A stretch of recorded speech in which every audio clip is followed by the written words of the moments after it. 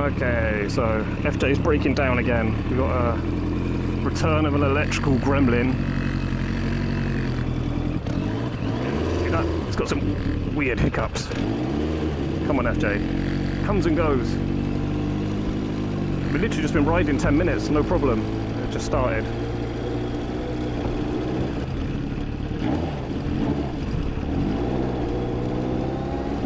Nah. Okay, I'm going home. Just won't let me rev it up at all. Okay. I was about to bomb it up this mountain road. No way, I ain't doing it. This happened before, and I could go home like a solid 10 kilometers, no problem. But it just keeping the bike really low revs. So going slowly and changing up the gears a lot. It's like an electrical problem that's come and gone. Sometimes it only happens. Usually it only happens when it's starting up and warming up. Last year I did it a few times when the bike is fully warm, and then it just disappeared and I totally forgot about it, totally trusted the bike. But now it's opposite again. It's fine starting up, but when I'm out and about it starts doing it again, so it's a bit scary. Obviously I don't want to get stuck miles from home. I'm only about 3 kilometers from home. I could walk it no problem, but obviously a little bit difficult to push the bike that far. I did just stop. I was stopped and I started again. It was exactly the same as last time. I went to pull away and I started doing it again. Okay.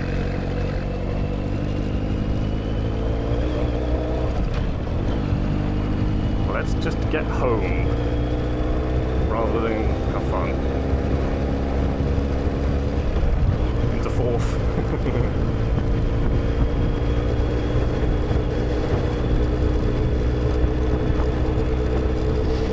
And then being an electrical issue, it's I'll try it again like tomorrow or later on, it'll be totally fine. You think, it's alright again, and then you go out on it again and there's a big problem again.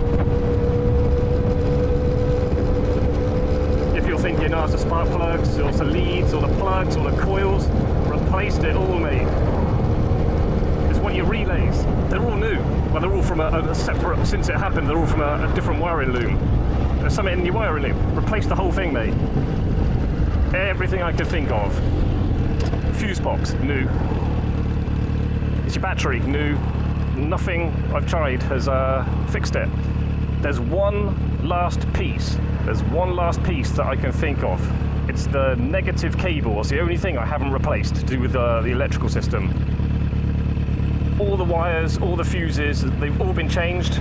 Even I changed, in a previous video, I changed the ignition, like the ignition barrel, and all the wires come off that. I was hoping that might have been an issue, but no, that didn't fix it. Yeah, there's one last piece, the negative cable from the battery.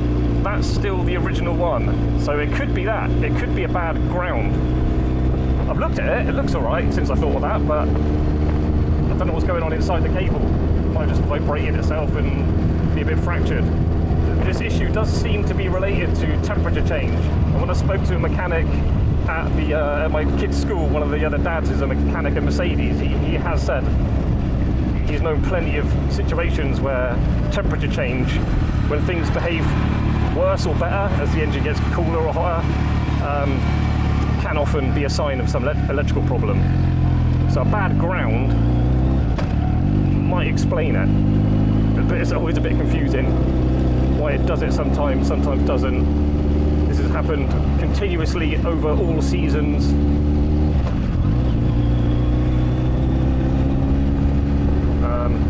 Yeah, a bit of a weird one. But check this out, there's only a few days left of the shaken. Shaken is like the what English know as an MOT, like the vehicle inspection. It's every 2 years in Japan. I've actually had 3 years on this because it's an import from England, so I had to get it all tuned up and ready to go, and after the test it was basically classed as a new vehicle. So when you just like the MOT in England, the first 3 years of a car's life on the road don't need the MOT. The MOT tests start from 3 years old. Same as this one. So now we'll get the shack end redone, and then it'll be another 2 years. But I'm not going to do it. There's a load of work I want to do to it. I want to obviously want to fix this electrical problem. I want to put R1 brakes on it. I want to get proper upside down forks, more modern front suspension on it. The rear suspension as well is set really hard. The suspension's really bad on this bike, and the brakes are just FJ brakes are a bit, they do the job, but there are much more effective alternatives out there, and R1 blue dots, literally the brakes from my R1 would fit straight on this, the bolts line up. On the front anyway, not sure about the back. So I'll be doing that. So I'm not going to bother getting it re-shack-end. I'm going to just have it in a garage and do jobs on it.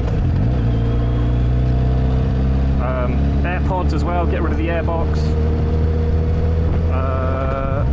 The rear frame, I've got ideas to modify it. I've got a spare one. I'm going to cut it up and re-weld it in a different position and stuff. Work on the tailpiece again.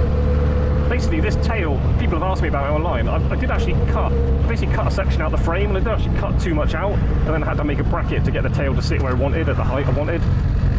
So you don't need to cut out as much as I did last time. Now let's concentrate here. Going down a road straight is not too scary, but when you're leaning over and you need the power of the bike to continue moving it, that's more of a problem if the engine starts cutting out. That's a shame. Basically, I went out, I've got all the cameras on the bike and stuff. I was about to bomb it up that mountain road and then to do a review on the FZR front wheel, because it massively improved it when you're going around a lot of corners. Looks like I'm not doing that now until I get the shack end redone, which will be probably a long time. So yeah, this bike's going into, not going to call it storage, but it's just going to be in the garage having jobs done on it. And I'm going to get the R1 shack end. So the last couple of months I've been doing jobs. Well, you've probably seen it. People who've seen my videos, my previous videos will know that I've done videos on taking the carbs out and cleaning them and stuff. Lots of little jobs.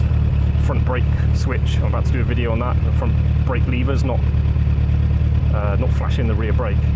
Bulb's alright because the rear pedal does them. So there's a little switch under the hinge of the lever. I think it's just that. So I'll do a video on changing that.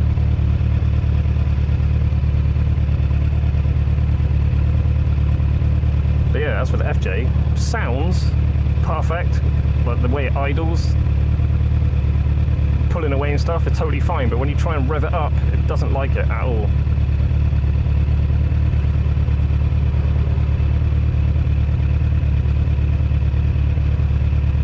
Not a happy bunny.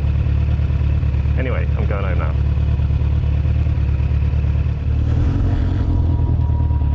Okay, Effie, thank you very much for getting me home. I'll look after you, don't worry.